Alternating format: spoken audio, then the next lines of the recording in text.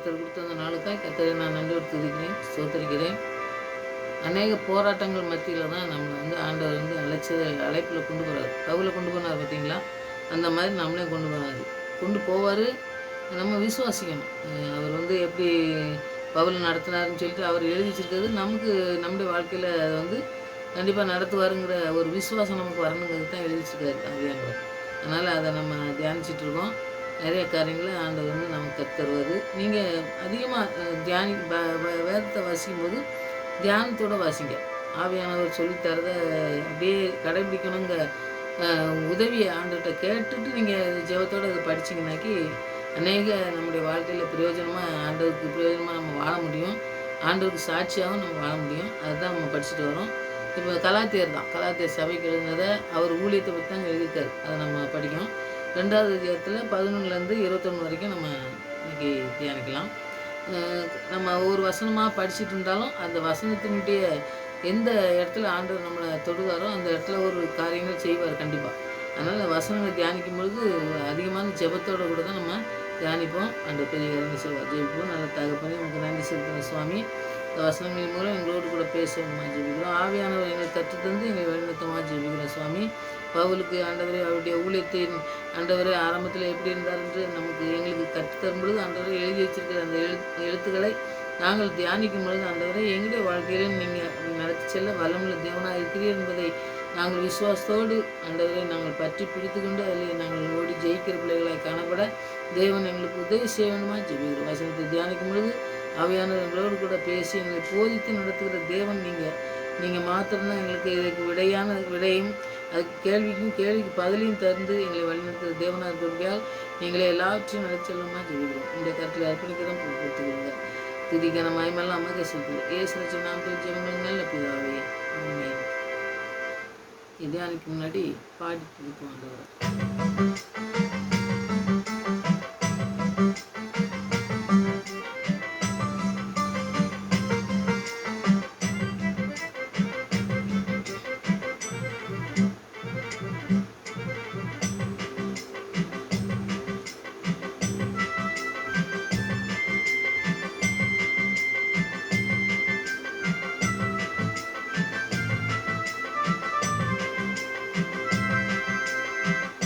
கிறிஸ்தவையில் அறமே சிறந்திட கிருபை செய்வி பரனே. கிறிஸ்தவையில் அறமே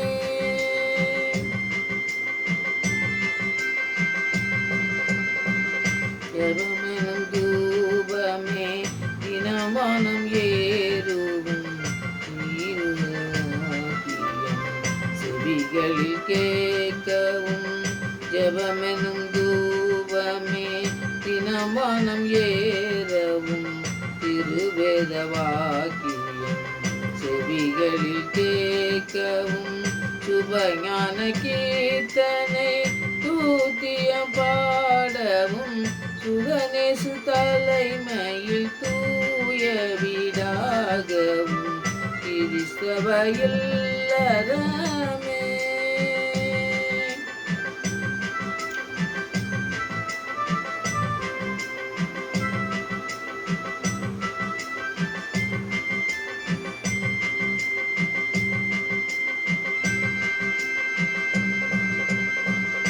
ஊழியம் புரியவும் ஊரியம் விரும்பாமல் உகந்த பெத்தானியா ஊரின் குடும்பம் போல வியம் புரியவும் ஊரியம் விரும்பாமல் உகந்த பெத்தானியா ஊரின் குடும்பம் போல நாளும் இயேசு பிரானை நல்விருந்தாளியாக்கி நாடியவர் பாதத்தில் கூடிய மந்து கேட்க கிறிஸ்தவையில் அறமே.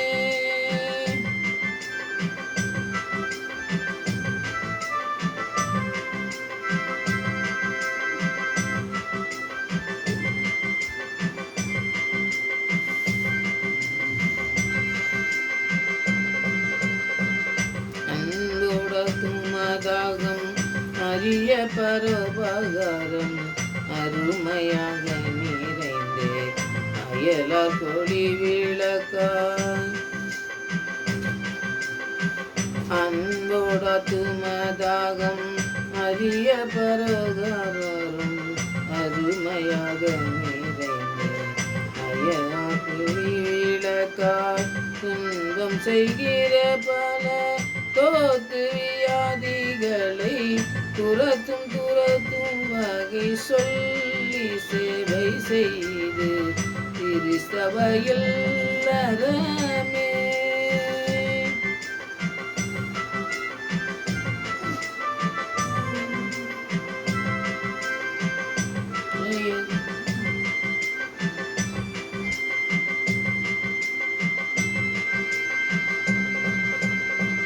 மலையதின் மேலுள்ள மாளிகையை போலவே மாற்றவர்களுக்கு மாதிரியாய் நின்று மலையதின் மேலுள்ள மாளிகையை போலவே மாற்றவர்களுக்கு மாதிரியாய் நின்று கலை உடை உணவிலும் கல்வி முயற்சியிலும் கர்த்தருக்கேற்ற பரிசுத்த குடும்பமாக திருச்சபையில் அறமே சிறந்திட கிருபை செய்வீர் பரனே திருச்சபையில் அறமே.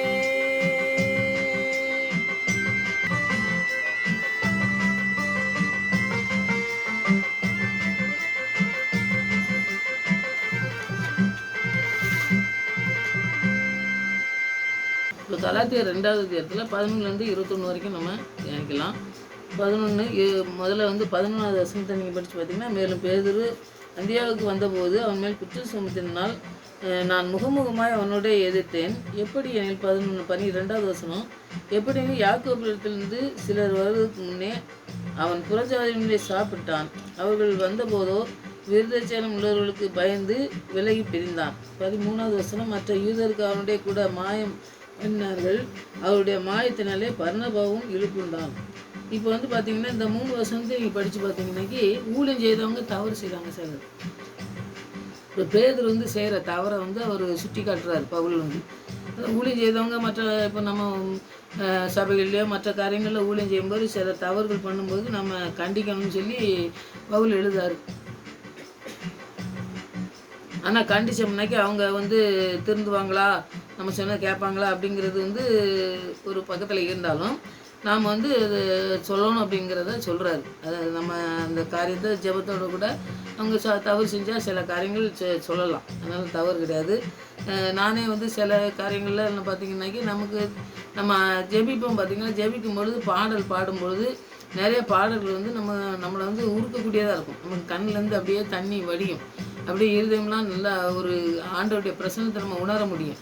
அப்படி பாடலில் சில காரியங்கள் செய்யும் பொழுது நானே சில இதெல்லாம் ஐயோ ஏன் இப்படி செஞ்சீங்க அப்படின்னு சொல்லி கேட்கும்பொழுது அவங்க அதெல்லாம் சரின்னு சொல்லி சரி பண்ணியிருக்கிறத நானே ஒரு இடத்துல பார்த்துருக்கேன். ஆனால் நீங்களும் அந்த மாதிரி ஏதாவது தவறு இருந்ததுன்னா நீங்கள் ஆவியார் சொன்னார்னா நீங்கள் அதை சொல்லி அவங்கள நீங்கள் இந்த மாதிரி செஞ்சுருக்கக்கூடாது, இந்த மாதிரி ஆவியானவர் பற்றி நம்ம எப்படி துதிக்கிறோம், நம்ம வசனத்தெல்லாம் எப்படி போதிக்கணும், ஏன் இப்படி செய்கிறீங்கன்னு சொல்லி நம்ம கேட்கலாம் அப்படிங்கிற கூடிய காரியத்தை தான் அவர் சொல்கிறாரு.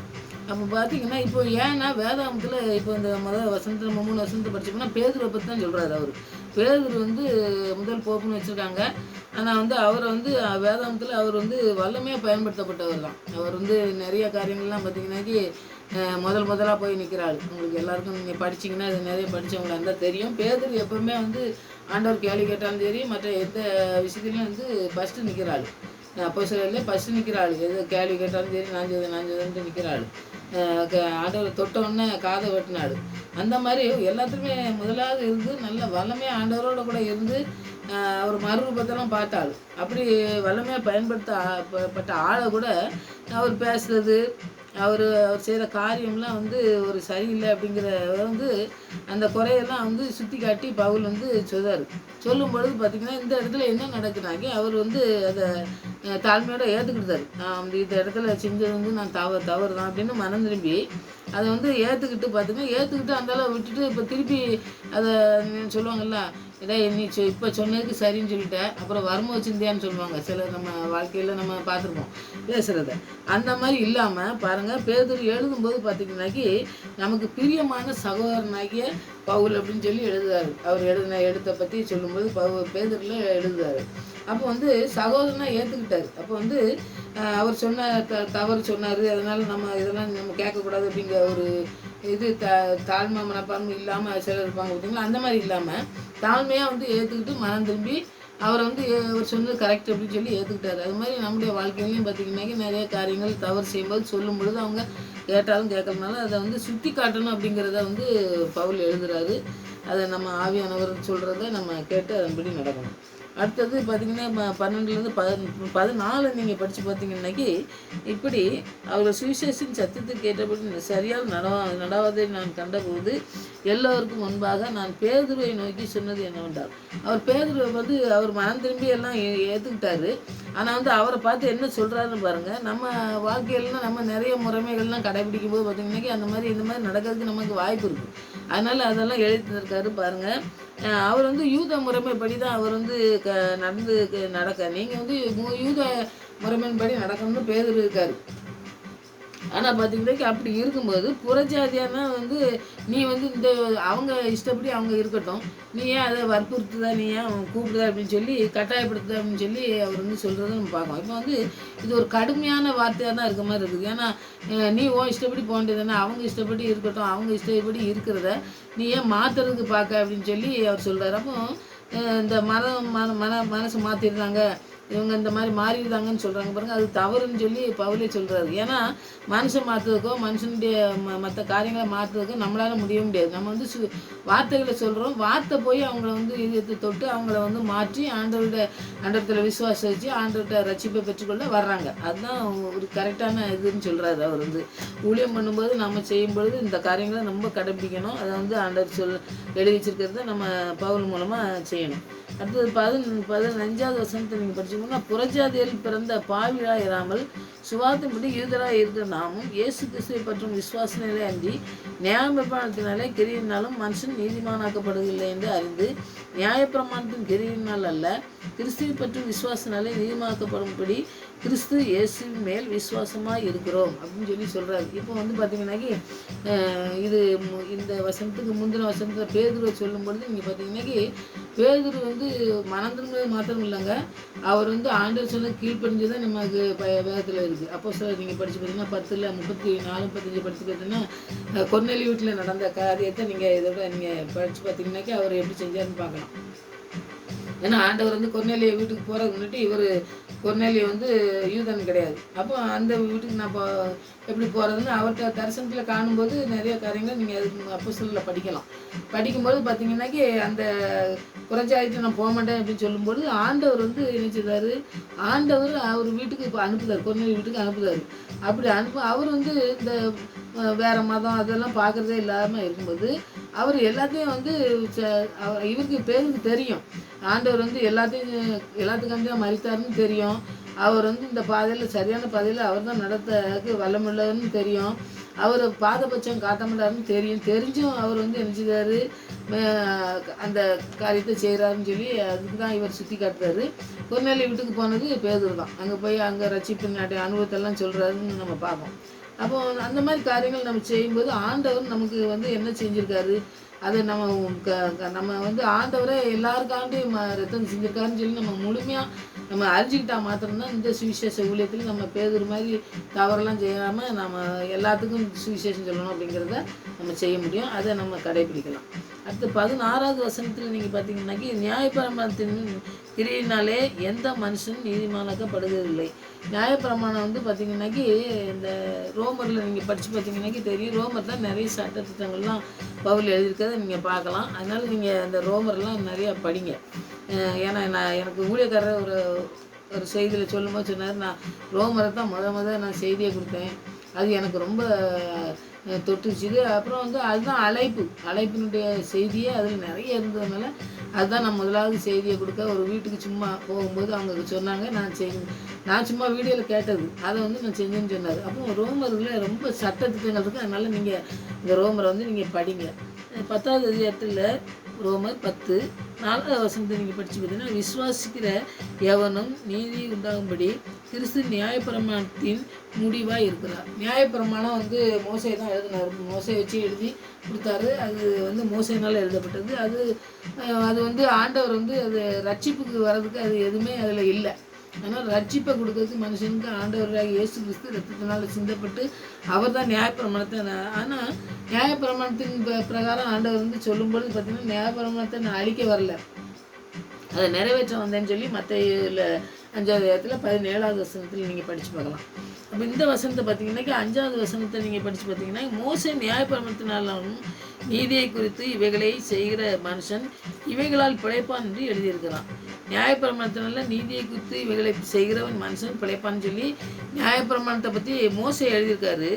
ஆனால் வந்து பாருங்கள் 6வது வசனத்தை நீங்கள் 7வது வசனத்தை நீங்கள் படித்து பார்த்தீங்கன்னா, அல்லது கிறிஸ்துவை மரித்தொழுந்து ஏறி வர பண்ணின்படி பாதாளத்துக்கு இறங்கினவன் யார் என்று உன் உள்ளத்திலே சொல்லாதிருப்பாக என்று சொல்லியிருக்கிறது மந்தி, இந்த வார்த்தை உனக்கு சமீபமாய் உன் வாயிலும் உன் இதயத்திலும் இருக்கிற என்று சொல்லியிருக்கிறது. இந்த வார்த்தை நாங்கள் பிரசங்கிக்க விசுவாசின் வார்த்தையே. இப்போ ஆண்டவரை எப்படி விசுவாசிக்கணும், எப்படி அறிக்கையிடணும் அப்படிங்கிறது ஆண்டவராக இயேசு கிறிஸ்து தான் இந்த ரட்சிப்பின் பாதாளத்துக்கும் பாவத்தை மன்னிக்கிறதுக்கு பாதாளத்துக்கும் பரலோகத்துக்கும் சொந்தக்காரர். பாதாளத்துக்கும் மரணத்துக்கும் பாதாளத்துக்கும் உள்ள திறவுகளை அவர் கையில் வச்சுருக்காருன்னு சொல்லி வெளிப்படுத்தல நம்ம படிக்க பார்த்தீங்களா, அந்த காரியத்தை வந்து ஆண்டவர் செய்கிறாரு. அப்போ மோசையினால் கொடுக்கப்பட்ட இதை வந்து இப்போ கட்டளையெல்லாம் அவங்க வந்து நிறைவேற்ற முடியாத பொழுது அவங்க விழுந்து கிடக்கும் பொழுது தான் ஆண்டவராக இயேசு கிறிஸ்து மரித்து நம்ம ரட்சிப்புக்குள்ளே கொண்டு வந்தாருன்னு நம்ம பார்ப்போம். அப்போ பாவியாக இருக்கிற எப்படி வந்து நீதிமானம் ஆக முடியும் அப்படின்னு சொல்லி நம்ம ஒரு கேள்வி எழுப்பணும்னு வைங்க.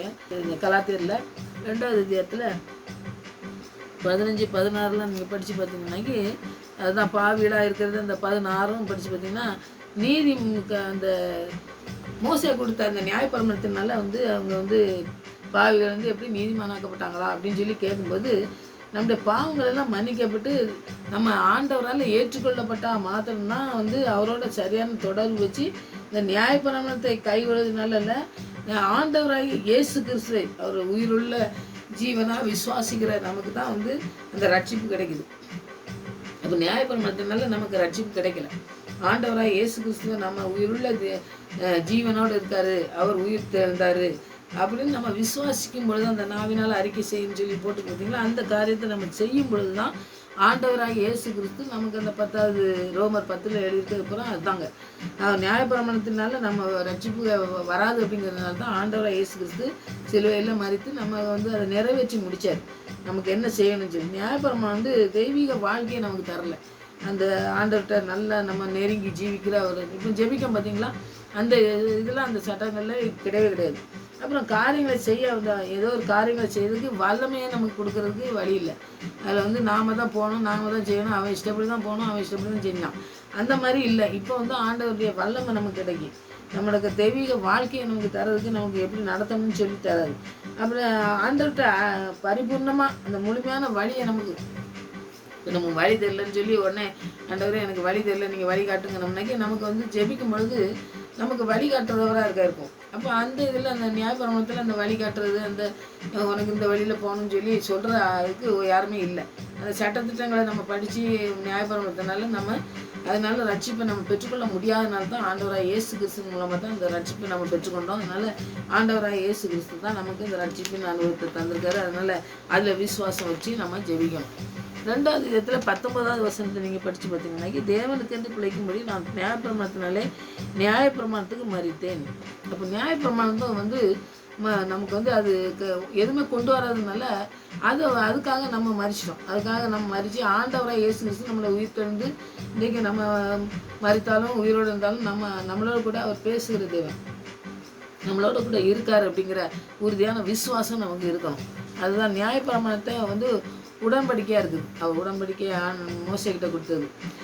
அங்கேருந்து நம்மளை வந்து வேறு பிரிச்சுட்டார் ஆண்டவர். வந்து வேறு பிரித்து நம்மளை வந்து கிறிஸ்துவோட நம்ம அவரோட கூட ஐக்கியமாக இருக்கிறதுக்கு அவர் வேறு பிரிச்சு. நான் இப்போ சொன்னோம்ல, ஜெபிக்கிறதுக்கு நமக்கு அந்த நாட்கள்லாம் வந்து பார்த்திங்கன்னா ஜெபிக்கிறது ஆசாரியங்க தீர்க்கதரிசி அவங்க தான் ஜெபிப்பாங்க, ஆண்டர்கிட்ட போய் ஜெபிக்கிறது. ஆனால் இன்றைக்கி நாம் எல்லாருமே ஜெபிக்கிறோம். எந்த மதம் கிடையாது, எந்த யாருனாலும் ஆண்டவரை நோக்கி கூப்பிடும்போது அவருக்கு வந்து பதில் கொடுக்குறவராக இருக்காருனால அதனால் எல்லாத்துக்காகவே ஆண்டவர் நம்மளை வேறு பிரித்து நம்மளை எடுத்துட்டார். இப்போ நியாயப்பிரமாணத்துக்கு உடன்படிக்கைக்கும் வேறு பிரித்து எடுத்து நம்மளை ரட்சிப்பு தந்து நாம் வந்து ஆண்டவரை தான் இப்போ கிறிஸ்துவை தான் நம்ம நோக்கியிருக்கோம். நியாயப்பிரமாணத்தை நோக்கிட்டு நியாயப்பிரமாணத்தின்படி எனக்கு செய்யுங்க ஆண்டவரை அப்படின்னு சொல்லி நம்ம கேட்குறதில்ல. நம்ம ஜெபிக்கும் பொழுது என்ன சொல்லணும்? ஆண்டவராக இயேசு கிறிஸ்துவின் நாமத்தினாலேருந்து நம்ம கேட்கோம். அப்போ என்னுடைய நாமத்தினாலும் எதை கேட்டாலும் பெற்றுக்கொடுத்து தான் சொல்லிட்டார். அப்போ நியாயப்பிரமாணம் அதில் நமக்கு வந்து அது மோசையோட முடிஞ்சது. ஆண்டவர் வந்து அதை நிறைவேற்றி முடித்து நமக்கு அதுக்கு மேலான பிரித்து எடுத்து நம்மளை வந்து ஆண்டவர் சொந்தமான பிள்ளையாக மாற்றிருக்காரு. நாம் வந்து இயேசு கிறிஸ்துவ விசுவாசி அப்படி ஆவியை நம்ம பெற்றிருக்கோம். ஆனால் அதன் மூலமாக தான் நமக்கு ஆவியானவர் மூலமாக தான் பாவ மன்னிப்பு, நமக்கு இந்த மறுஜென்மம் அதெல்லாம் வந்து நமக்கு கிடைக்கும். அது வந்து நமக்கு அந்த தகுதியை தர்றதுக்கு, நமக்கு கனி கொடுக்குற வாழ்க்கையை தர்றதுக்கே வந்து ஆண்டவராகிய ஆவியானவர் பெற்றுக்கொண்டு அந்த பாவ மன்னிப்பை பெற்று ஆண்டவர்கிட்ட நம்ம இன்னும் அதிகமாக நெருங்கி ஐக்கியம் வைக்கும்பொழுது தான் அவர் பிரித்தெடுத்த ஒரு காரியம் வந்து நம்முடைய வாழ்க்கையில் நிறைவேறும். அதை நம்ம முழுமையாக செய்கிறதுக்கு ஆண்டவராக இயேசு கிறிஸ்து நமக்கு உதவி செய்கிறவராக இருக்கார். அதுக்கு தான் அவர் உயிர்த்தெழுந்தவராக இன்றைக்கி நம்மளோட கூட பேசுகிறவராக இருக்கார். அதனால் நம்ம அதிகமாக நம்ம அர்ப்பணித்து ஜெபிக்கணும். நம்ம வந்து ஆண்டவர் தான் நமக்கு ரட்சிப்பை கொடுத்துருக்காரு, அவரை தான் நம்ம விசுவாசிக்கணும். அப்படி ஆவியானவரில் நம்ம வந்து கனி கொடுக்குற பிள்ளைகளை நம்ம மாற்ற முடியும், மறுஜென்ம வாழ்க்கையை நமக்கு தர முடியும் அப்படிங்கிறத நம்ம உணர்ந்து நம்ம இந்த வசனத்தை படிக்கும் பொழுதே ஆண்டவர்கிட்ட அர்ப்பணித்து ஜெபிக்கும் பொழுது ஆண்டவர் அப்படிப்பட்ட காரியங்களை நமக்கு செய்வார். அப்புறம் வந்து கடைசியாக அவர் சொல்கிறது பாருங்கள், கிறிஸ்துவோட எப்படி மரித்தேன், எப்படி ஆண்டவர் நம்மளை ரட்சிப்புக்குள்ளே கொண்டு வந்தார் அப்படிங்கிறத பற்றி சொல்கிறாரு. 20-21 படிச்சுக்கிட்டோன்னா, கிறிஸ்துவனுடைய கூட சிலுவையில் அறையப்பட்டேன், ஆயினும் பிழைத்திருக்கிறேன். நம்ம சிலுவையில் அறையப்பட்டிருக்கோம், ஆனால் பிழைச்சிருக்கோம். நம்மளை ஆண்டவர் வந்து என்ன செஞ்சுருக்காரு? பிழைப்பை தந்திருக்காரு, நமக்கு ரட்சிப்பை தந்திருக்காரு. நம்ம மரித்து போய் பாவத்தில் மரித்து போய் கிடந்த நம்மளை மீட்டெடுத்து அவருக்கு சொந்தமான பிள்ளையாக மாற்றிருக்காரு. இனி நான் அல்ல, இனிமேல் நாம தான் எல்லாத்தையும் செய்ய போகிறது இல்லை அப்படின்னு சொல்கிறாரு. அவர் சொல்கிறத நாமும் அதை கடைபிடிக்கணும். கிறிஸ்துவே எனக்குள் பிழைத்திருக்கிறார், நான் இப்பொழுது மாம்சத்தில் இருக்கிறதோ என்னில் அன்பு கூர்ந்து எனக்காக தம்மை தாமே ஒப்பு கொடுத்த தேவன் குமாரனை பற்றும் விசுவாசத்தினாலே பிழைத்திருக்கிறேன். இப்போ யார் பிழைச்சிருக்கோம்? நம்ம ஆண்டவர் நமக்கு ஜீவனை தந்திருக்காரு, அவரால் தான் நம்ம பிழைச்சிருக்கோம் அப்படிங்கிற அந்த அனுபவத்துக்குள்ள அவர் கொண்டு வந்து இருக்கார் பாருங்கள். அவர் அன்பு கூர்ந்ததுனாலே தம்மை தாமே ஒப்பு கொடுத்த தேவனுடைய குமாரனை பற்றும் விசுவாசனாலே பிழைத்திருக்கிறேன். அவர் நம்மளை அன்பு கூர்ந்து அவர் வந்து நம்மளை வந்து தூக்கி எடுத்து நம்ம அவர் பிள்ளையாக மாற்றிருக்காரு. அப்போ அவருக்கு பிள்ளையாக நம்ம இருக்கிறதுனால அவருடைய பிள்ளையாக நம்ம வாழறதுக்கு நம்மளை அர்ப்பணித்து நம்ம ஒப்பு கொடுக்கணும். அவர்கிட்ட தான் விசுவாசம் வச்சு அவர் தான் நம்மளுக்கு பிழைப்பை தரணும்னு சொல்லணும். அந்த கடைசி வசனத்தை பார்த்திங்கன்னாக்கி, நான் தேவனுடைய கிருபையை விருதாவாக்குறதில்லை, நீதியான நியாயப்பிரமாணத்தினை வருமானால் கிறிஸ்து மரித்தது வீணாக இருக்குமே. அப்போ பாருங்கள், நியாயப்பிரமாணத்திற்கு நம்ம எல்லாத்தையும் மீட்டெடுத்து நம்மளை வந்து பிரித்து எடுத்துருக்காருன்னு நான் சொன்னேன் பாருங்கள். அது மாதிரி பிரித்து எடுத்ததுனால அதனால் இவங்க நினச்சிக்கிட்டு இருக்காங்க, ஐயோ நம்ம இப்படிலாம் நியாயப்பிரமாணத்தினால தான் நம்ம வர முடியுமோ அப்படின்னு சொல்லிட்டு இருந்தோம்னாக்கி கிறிஸ்து ஏன் வரணும் அப்போ அப்படின்னு சொல்லி அந்த கேள்வியும் கேட்காரு. அப்போது ஆண்டவராக இயேசு கிறிஸ்து வந்ததே வந்து பாருங்கள், எல்லாவற்றையும் நமக்கு செய்து முடிக்கத்தான். நம்மளோட பேசும்பொழுது எல்லாவற்றையும் நான் செய்து முடிப்பேன்னு சொன்னார்னா கண்டிப்பாக அதை செய்து முடிப்பார். அதுதான் கிறிஸ்துவின் விசுவாசம் வைத்திருப்பாங்க. ஆண்டவரோட கூட இந்த மரணத்தில் உயிர்த்தெழுதலாம் தொடர்பு கொண்டு அவங்க விசுவாசத்தில் கிறிஸ்துவோடு சிலுவையில் அறையப்பட்டிருக்கோம்னு சொல்கிறார் பாருங்க. அந்த ரட்சிப்படைய நியாயப்பிரமாணத்துக்கு மறித்து கிறிஸ்துவின் மூலமாக தேவனுக்கு என்று பிழைத்திருக்கிறோம்னு அந்த ரட்சிப்பை நம்ம பெற்றுக்கொள்ள கிறிஸ்துவின் ரட்சிப்பினால நாம் இப்போ பாவ மன்னிப்பு பெற்றிருக்கோம்.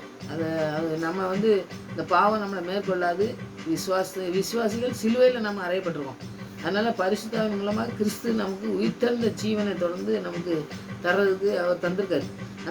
அந்த நித்திய ஜீவனை, அந்த ஜீவன் நமக்கு இருக்கிற வரை ஆண்டவருக்கு பிரியமான காரியங்களை செய்யவும் நான் சிலுவையில் அறைப்பட்டிருக்கேன்னு சொல்லி மாத்திரமில்லை, பரிசுத்தாவின் மூலமாக நமக்கு கிறிஸ்துவின் உயிர்த்தெழுதலையும் நமக்கு பங்கு இருக்குது அப்படின்னு சொல்லி இருக்கிறவரை ஆண்டவருக்குன்னு உயிர்த்தெழுந்த இயேசுவை நம்ம பிரசங்கிக்கிற பிள்ளைங்களா, வார்த்தையை சொல்கிற பிள்ளைங்களா, நம்ம நாம் முதல்ல விசுவாசிக்கணும். மரித்து உயிரோடு இருக்கிற தேவன் எங்களோடு கூட இருக்கார், அவர் பரிசுத்த ஆவியினால எங்களோடு கூட பேசுகிறாரு, அவர் உயிர் தந்த ஜீவன் தந்த தேவன் எங்களுக்கு அப்படின்னு சொல்லி நம்ம அந்த உயிர் தந்த ஜீவனுள்ள தேவனை தான் நம்ம ஆராதிக்கிற பிள்ளைங்களா இருக்கணும், அவரை உயர்த்துக்கிற பிள்ளைகளாக இருக்கணும். இல்லையா அந்த பேதர் பிரித்து பார்க்குற மாதிரி அந்த பிரித்து பார்க்கக்கூடிய காரியங்களை ஆண்டவர் செய்யலை, நம்மளை பிரித்தெடுத்துருக்காரு.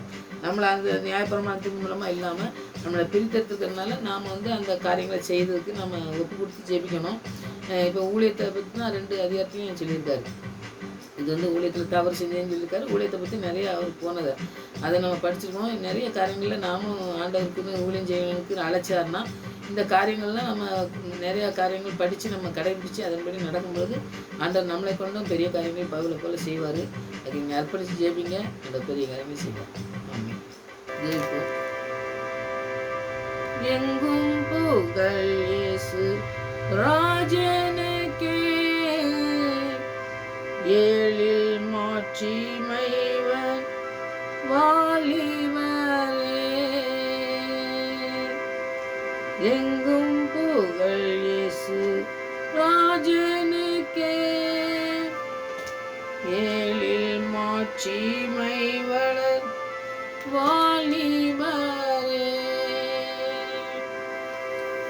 சாமி, வாலிப வயதில் சிருஷ்டிகரை நினை என்று சொன்ன வார்த்தையின்படி நாங்கள் எந்த வயதிலே ஆண்டவரை உமக்கென்று அர்ப்பணிக்கணும், உமக்கென்று ஓடணும் என்று நீங்கள் சொல்லிக் கொடுத்துருக்கீங்க ஆண்டவரே. இதுபோல எங்களை அழைத்திருப்பீங்க என்றால் ஆண்டவரே நியாயப்பிரமாணத்தின் மூலமாக இல்லை ஆண்டவரே, எங்களை ரட்சிப்புக்கென்று சிலுவையிலே மரித்து எங்களுக்காக ரத்தம் சிந்தி எங்களை மீட்டெடுத்து பிரித்தெடுத்து வைத்திருக்கீங்க ஆண்டவரே. அந்த நோக்கத்தை நாங்கள் அறிந்து கொள்ள கிருபை செய்யுங்க. சரியான பாதையிலே செல்ல ஆவியானவர் எங்களுக்கு உதவி செய்ய வேண்டுமா ஜெபிக்கிறோம் ஆண்டவரே. நாங்கள் படித்தது வசனத்தின் மூலம் ஆண்டவரை நாங்கள் தவறு செய்வோம் என்றால் ஆண்டவரை எங்களை திருத்திக் கொள்ள எங்களுக்கு நீங்கள் உதவி செய்ய வேண்டுமா ஜெபிக்கிறோம். இனி வாழ்வது நான் அல்ல, என்னில் நீங்களே வாழணும் ஆண்டவரே. நாங்கள் சிலுவையிலே அறையப்பட்டு இருக்கிறோம், ஆனாலும் பிழைத்திருக்கிறோம். இந்த ஜீவன் உள்ளவரை ஆண்டவரே, உயிர்த்தெழுந்த ஜீவனை தந்திருக்கீங்க, உயிரோடு இருக்க எங்களுக்கு ஜீவனை தந்திருக்கேன். அந்த ஜீவன் உமக்கென்று பயன்படத்தக்கதாய் கிருபை செய்யுங்க ஆண்டவரே. சத்துரு எத்தனையோ திட்டங்கள் வைத்திருந்தாலும் என் தேவன் அழைத்த அழைப்பு அப்படியே நிறைவேற, சரிய தேவையாக இருந்தாலும் ஆவிக்குரிய தேவையாக இருந்தாலும் சரி ஆண்டவரே, எல்லாவற்றையும் செய்து முடிக்க வளமுள்ளவர் என்று நாங்கள் அர்ப்பணிக்க கிருபை செய்யுங்க. கேட்குற பிள்ளைகளுக்கு அப்படியே நீ நடத்தி செல்ல வேண்டுமா ஜெபிக்கிறேன் ஆண்டவரே. என்னுடைய வாழ்க்கையை முழுவதுமாய் அர்ப்பணிக்க கிருபை செய்யுங்க ஆண்டவரே. அற்புதமாய் நடத்துகிற தேவனுடைய கருத்தை நாங்கள் அர்ப்பணித்து ஜெபிக்கிற பிள்ளைகளாக காணப்பட்டு ஆசீர்வாதத்தை சுதந்திரத்துக் கொள்கிற பிள்ளைகளாகவும், உங்களுடைய வசனத்துக்கு கீழ்ப்படுகிற பிள்ளைகளாகவும், உங்களுடைய வார்த்தையை சொல்லுகிற பிள்ளைகளாகவும் ஆண்டவரே, உங்களுடைய நாமத்தை மகிமைப்படுத்துகிற பிள்ளைகளாகவும் காணப்பட எங்களுடைய வாழ்க்கையை சீர்தூக்கி ஆண்டவரே உமக்கு உகந்த பாத்திரமாய் வணைந்து கொள்ள வேண்டுமா ஜெபிக்கிறேன். எத்தனை போராட்டங்கள் ஆண்டவரே, அத்தனை போராட்டங்கள் இருந்தும் எங்களை ஜெயிக்கிற தேவன் ஒருவர் உண்டு. பிசாசின் எல்லா கிரியையும் அழித்து இன்றைக்கும் எங்களோடு கூட பேசுகிற உயிர்த்தெழுந்த தேவனாய் இருக்கிறபடியா உண்மையை ஆராதிக்க, உண்மையை முழுவதுமாய் அர்ப்பணித்து நாங்கள் ஜெபிக்கிற பிள்ளைகளாய் காணப்பட தேவன் எங்களுக்கு உதவி செய்கிற தேவனாய் இருக்கிறபடியா நன்றி ஆண்டவரே. எங்களுடைய தேவைகளை எல்லாவற்றையும் அறிந்திருக்கிறேன் ஆண்டவரே. நாங்கள் கேட்பதற்கு முன்பாக எங்களுக்கு அறிந்திருக்கிறேன், எங்களுக்கு கேட்க தெரியாத ஆண்டவரே. எல்லாம் அறிந்த தேவன், எல்லாவற்றையும் நேர்த்தியாய் செய்கிற தேவனுடைய கருத்தில் நாங்கள் அர்ப்பணிக்கிறோம். என்ன தேவையா இருந்தாலும் எல்லாத்தையும் செய்து முடிக்க வேண்டும் ஆசை ஆண்டவரே. மனிதனால் கைவிடப்பட்ட நிலையில இருந்தோம் என்றால் இந்த பவுல் சொன்னது போல ஆண்டவரே உங்களுடைய கருத்தில் நாங்கள் அர்ப்பணிக்கணும் ஆண்டவரே. நீ ஜீவிப்பது நான் அல்ல, கிறிஸ்துவே என்னில் ஜீவிக்கிறார் என்று ஒரு அர்ப்பணித்தது போல் நாங்கள் அர்ப்பணிக்க எங்களுக்கு எங்களுடைய உள்ளங்களிலே பேசுங்க ஆண்டவரே. ஆவியானவர் எங்களை உணர்த்துங்க ஆண்டவரே. எங்களை எல்லாவற்றிலும் ஆண்டவரே எங்களுடைய கருத்திலே வைத்து எங்களை மறைத்து காத்துக்கொள்ளும், போக்கில் வருத்திலும் காத்துக்கொள்ளும் ஆண்டவரே. கொல்லாத மனிதர் மத்தியிலே எங்களை ஆண்டவரே நடத்தி செல்லுங்க ஆண்டவரே. நீங்கள் மாத்திருந்தால் நேர்த்தியா எங்களை நடத்தி செல்ல முடியும் என்று அர்ப்பணிக்கிறோம் ஆண்டவரே. எங்களுடைய மூளைக்கல்ல ஆண்டவரே எல்லாவற்றையும் உங்களுடைய ஞானத்தினால் நாங்கள் ஜெயிக்க எங்களுக்கு கிருபை தந்து வழி நடத்த வேண்டுமா செபிக்கிறேன் ஆண்டவரே. பொல்லாத உலகத்திலே ஆண்டவரே, நீங்க மாத்திரம் எங்களோடு கூட இருந்து எங்களை நடத்தி செல்ல வேண்டுமா என்னுடைய கருத்தில் அர்ப்பணிக்கிறோம் ஆண்டவரே. நீரே எங்களை முழுவதுமாய் ஆட்கொண்டு வழி நடத்தமா செபிக்கிறேன். தேவைகளெல்லாம் சந்திங்கப்பா. வாழ்வை பிள்ளைகளை நீங்க முழுவதுமாய் ஆண்டவரை ஆட்கொண்டு வழி நடத்துங்க ஆண்டவரே. பயன்படுத்துங்க ஆண்டவரே. அடைந்து கொண்டிருக்கிற இந்த நாட்களில் ஆண்டவரே, கடைசி நாட்களில் வாழ்ந்து கொண்டிருக்க எங்களுக்கு உங்களுடைய கிருபையினால் எங்களை மூடி மறைத்து எங்களை பாதுகாத்து வழிநடத்தமா செபிக்கிறேன் ஆண்டவரே. உடைய வல்லமுள்ள கருத்துக்களை ஒவ்வொருவரையும் அர்ப்பணிக்கிறேன் ஆண்டவரே. சரிய தேவையா இருந்தால் சரிய தேவையை சந்திங்க. சத்ரு மேற்கொண்டான ஆண்டவரே, சத்ருவின் எல்லா திட்டங்களின் பிள்ளைகளை விலக்கி தூக்கி எடுத்து வழிநடத்துங்க ஆண்டவரே. உமக்கு சாட்சிகளாக நிறுத்துங்க. ஆவியினால் நிறைங்க ஆண்டவரே. கடைசி நாட்களே ஒவ்வொருவரையும் நிறைப்பென்று சொன்ன வார்த்தை இந்த நாட்களே அப்படியே நடத்தி செல்ல வேண்டுமா செபிக்கிறேன் ஆண்டவரே. அப்படியே எங்களுடைய வாழ்க்கையிலே முழுவதுமாய் யாருக்கண்டே நாங்கள் அர்ப்பணிக்க எங்களுக்கு நீங்கள் உதவி செய்து வழிநடத்தப்போக்கா நன்றி. நடத்தி கொண்டு இருக்கிறபடியா நன்றி ஆண்டவரே. ஒவ்வொரு காரியங்களிலும் உங்களுடைய கரம் இருக்கட்டும் ஆண்டவரே. உமக்கு பிரியமானதை செய்ய எங்களுக்கு கற்றுக்கு வழிநடத்தமா செபிக்கிறேன். ஆவியான தொடர்ந்து எங்களை வழிநடத்தமா செபிக்கிறேன். ஒவ்வொரு நிமிடமும் எங்களோடு கூட இருந்து எங்களை வழிநடத்தும் ஆசீர்வாதம் பொறுப்படுத்திக் கொள்ளுங்க. இது எனக்கு இந்த பிரசனத்தை எங்களை உணர்ந்து கொள்ள எங்களுக்கு கிருபை தந்து வழிநடத்தின தயவுக்காக உங்களுக்கு நன்றி செலுத்துகிறோம். துதிக்கிறேன், ஸ்தோத்திரிக்கிறேன். மறுபடியும் உடைய சமூகத்தில் வரும் வரை எங்களை காத்து வழிநடத்தமா சொல்லுகிறேன். துதிக்கணமாக எங்களாமல் பேசுகிறோம். ஏசுரட்சம் நல்ல பிதாவே.